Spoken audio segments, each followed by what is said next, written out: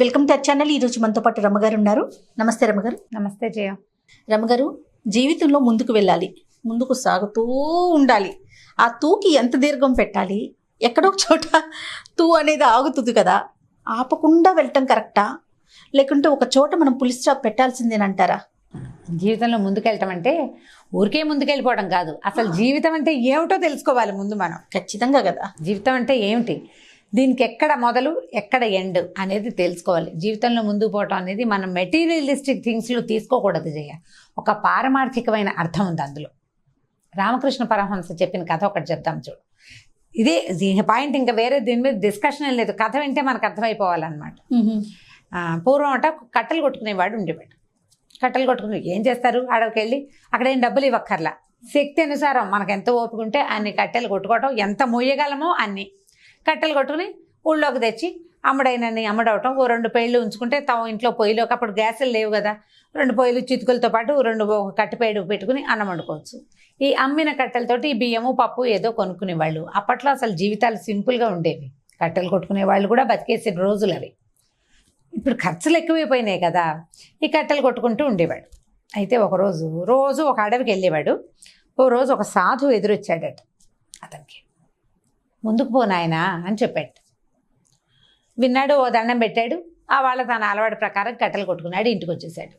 అయితే ఇంటికి వచ్చా కూడా ఇతనికి ఆ సాధువు చెప్పిన మాట గుర్తొస్తుంది. ముందుకు సాగమన్నాడు ఆయన, ముందుకు వెళ్ళు అని చెప్పాడు. ఎందుకు ముందుకు వెళ్ళమన్నాడు? పర్నాడు ఏం చేశాట, ఈ కట్టెలు ఎక్కడ కొడుతున్నాడో అక్కడి నుంచి బాగా ముందుకు వెళ్ళాట. గంధపు చెట్లు ఉన్నాయట అక్కడ.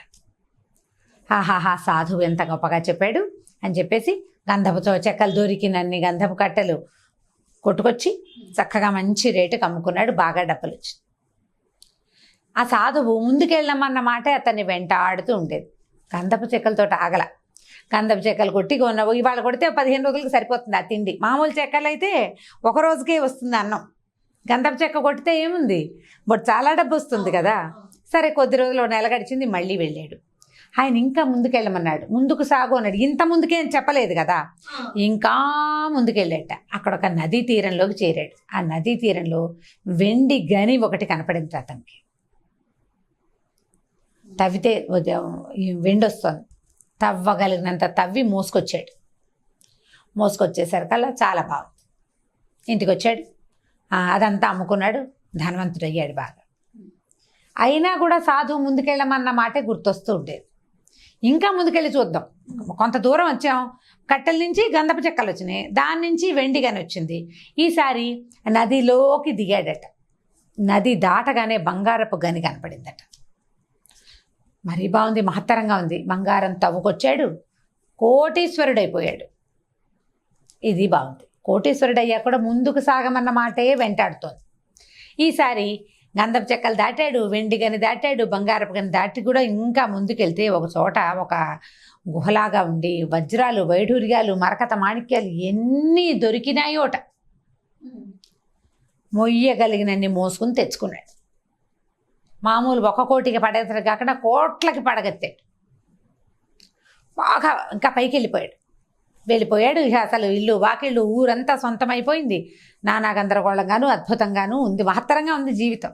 అంటే ఏ రోజుకి ఆ రోజు తెచ్చుకొని తినే మనిషి ఇలా అయ్యాడు.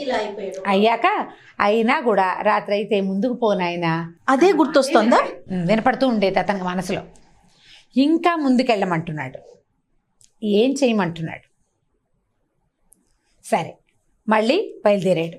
గంధపు చెక్కలు వదిలేశాడు, వెండి గని వదిలేశాడు, బంగారపు గని వదిలేశాడు, వజ్రాలు, రత్నాలు, మాణిక్యాలు అవి కూడా వదిలేశాడు. వదిలేశాక బాగా ముందుకెళ్తే ఒక పురాతన శివాలయం కనపడింది. ఇంకేమీ లేదు. శివాలయంలోకి వెళ్ళి లోపలికి వచ్చినాడు. ఇక అట్లా తపస్సమాధిలో మునిగిపోయాడు. చివరికి చేరవలసింది ఏమిటి? భగవంతుని దగ్గరికి. అక్కడికి వెళ్ళిపోవాలి. నేనేమిటి, నాకేం కావాలి, ఇదంతా సంపాదించి ఇంకా ఏదో కావాలి, నేను ఇక్కడే కొట్టుకుంటుంటే ఇట్లా ముందుకెళ్ళొద్దు. ఇప్పుడు 100 మార్కులు రావాలి, 100కి 100 తెచ్చావు. ఆ పైన దానిపైన నువ్వు ఎంత సంపాదించినా అవే డబ్బులు, అవే నగలు, అవే ఫ్యాషన్లు, అంతే. దీనికి మితి లేదు. దీని తర్వాత ఏమిటి స్టెప్? నిన్ను నువ్వు తెలుసుకోవటం. ఈ నిన్ను నువ్వు తెలుసుకోవటం ఎప్పుడు కుదురుతుంది? అసలు నువ్వు ఎక్కడి నుంచి వచ్చావు, రేపొద్దున నువ్వు ఎక్కడికి పోతావు? మొదలు చివర అనేది ఇవాళ నువ్వు పుట్టినప్పుడు ఎలా వస్తాం? విగత వస్త్రాలు ఒంటి మీద నూలు పోగు లేకుండా పుడతాం. పోయేటప్పుడు అంతే. నువ్వు నీకు ఆనాడు వస్త్రం ఎలా అక్కర్లేదో పోయేటప్పుడు కూడా నీకు ఏ వస్త్రమో అక్కర్లేదు, ఏది అక్కర్లా. భారతీయ తత్వచింతన ఉంది ఈ కథలో. ముందుకు వెళ్ళటము అంటే ముందుకెళ్ళు, నీతో పాటు 10 మందిని తీసుకెళ్ళు. ఈ 10 మంది ఒక సక్సెస్ వరకు నీతో వస్తారు. తర్వాత నిన్ను నువ్వు వెతికే ప్రయత్నం చెయ్యి. నేను ఎక్కడి నుంచి వచ్చాను, రేపు నేను ఎక్కడ ఇంత సంపాదించావు, కోటీశ్వరుడు అయిపోయావు. ఈ కోట్లలో 1 కోటి నువ్వు పట్టుకెళ్తావా? 1 పోని వద్దు, ఓ రత్నం పట్టుకెళ్ళు, 1 రూపాయి పట్టుకెళ్ళు. రూపాయి బిళ్ళ కూడా నీతోటి రాదు. నువ్వు దానికోసం ఎన్ని చేస్తావో, కొన్ని మంచి పనులు చేసే పెద్ద మనుషులు ఉంటారు, ఎన్ని వెధవ పనులు చేస్తావో, హత్యలకి, ప్రతి దానికి మనం కులం పిచ్చితోటి కానీ, మతం పిచ్చితోటి కానీ, డబ్బు పిచ్చితోటి కానీ నువ్వు ఎంత తాపత్రయపడినా వీటిలలో ఏ ఒక్క విషయము నీతోటి రాదు. నువ్వు వెళ్ళే చోట అది ఉండదు, నువ్వు వచ్చిన చోట అది లేదు. నువ్వు వీటిలో ఏ ఒక్క దాంతోటి నువ్వు పుట్టలా. తల్లి పేగుతో పుడతావు. ఆ పేగు నువ్వు బయటకు వచ్చిన మరుక్షణం తప్పించుకుంటుంది నీ దగ్గర నుంచి. నువ్వు అక్కర్లేదు దానికి, నీకు అది అక్కర్లేదు. నువ్వు ప్రాపంచిక సుఖాల కోసం పాకులాడతావు, అదే కావాలనుకుంటావు. నువ్వు ఎంత పాకులాడినా సాధించిన తర్వాత ఎక్కడో ఒక చోట స్టాప్ పెట్టుకుని నిన్ను నువ్వు తెలుసుకునే ప్రయత్నం చెయ్యి. ముందుకు సాగాలంటే అది. ఎంత బాగా చెప్పారండి. దేవుడి దగ్గరికి సాగాలి. ముందుకి సాగటం అంటే ఇలా వెళ్ళు, తర్వాత ఏమిటో గమనించు. నేను ఇంత చచ్చిపోతాను, వాళ్ళ కోసం వెంపర్లాడతాను, కోట్లు కూడబెడతాను, ఎక్కడో తవ్వి దాచిపెడతావు. నా తాతలు మనవాళ్ళు తినడానికి సంపాదిస్తావు, వాళ్ళందరూ ఎంజాయ్ చేయడానికి. అది వాళ్ళు చెడిపోవడానికే తప్ప ఇస్తే రెండోది కాదు. నువ్వు చూడవు కదా, నువ్వుండవే అన్నాళ్ళు. నీ ముని మనవడి దాకా కూడా నువ్వు ఉండవు. ఇప్పుడు అసలు మనవాళ్ళ దాకా కూడా ఉండలేని దుస్థితిలోకి వచ్చేసాం మనం. దశరథ మహారాజు 60,000 సంవత్సరాల వయసు వచ్చాక రాముల వారు పుట్టేట. 60,000 సంవత్సరాల వయసు వృద్ధాప్యంలో కుమారులు పుట్టారు. పిల్లాడు పుట్టిన 25 ఏళ్ళు రాకుండానే పోయారు ఆయన. అవి 60 ఏళ్ళవి ఏమిటి, వ్యామోహంతో, పుత్ర వ్యామోహంతో పోయారు. ఈ పిచ్చి తగ్గించుకుని జీవితంలో ముందుకెళ్లే ప్రయత్నం చేయమని రామకృష్ణ పరమహంస చెప్పిన కథలు బాగుంటాయి జయ. వీలు వెంబడి అప్పుడప్పుడు 2-3 కథలు చొప్పున చెప్పారు. చాలా చిన్న కథ, బట్ దీంట్లో ఉన్న అర్థం ఆలోచిస్తే చాలా పెద్దది. ఇది ఇప్పుడు నేను ఇంత విడమర్చి చెప్పాను. నిన్ను నువ్వు ప్రశ్నించుకో. నీకు నువ్వు ఏంటి నాకు ఈ తాపత్రయం, ఎందుకు ఇంత పిచ్చా నాకు? తెల్లారితే ఏం లేదు, ఇప్పుడు హైరాణ పడతాం. సాయంత్రం అయితే రాత్రి అవుతుంది, రాత్రి అయితే తెల్లారిపోతుంది. రేపొద్దుటికి ఏమీ లేదు ఇవాళ కథ, రేపటి కొత్త కథ మొదలవుతుంది. దేనికోసం తాపత్రయం, దేనికోసం ఈ హైరాన్ అంతా? ఉండాలి కానీ దానికి ఒక ఫుల్ స్టాప్ అనేది ఉండాలి కదా. స్టాప్, ఫస్ట్ కామా ఉండాలి, తర్వాత ఫుల్ స్టాప్ ఉండాలి. చాలా బాగుంది రమ్మగారు, సూపర్, అద్భుతం.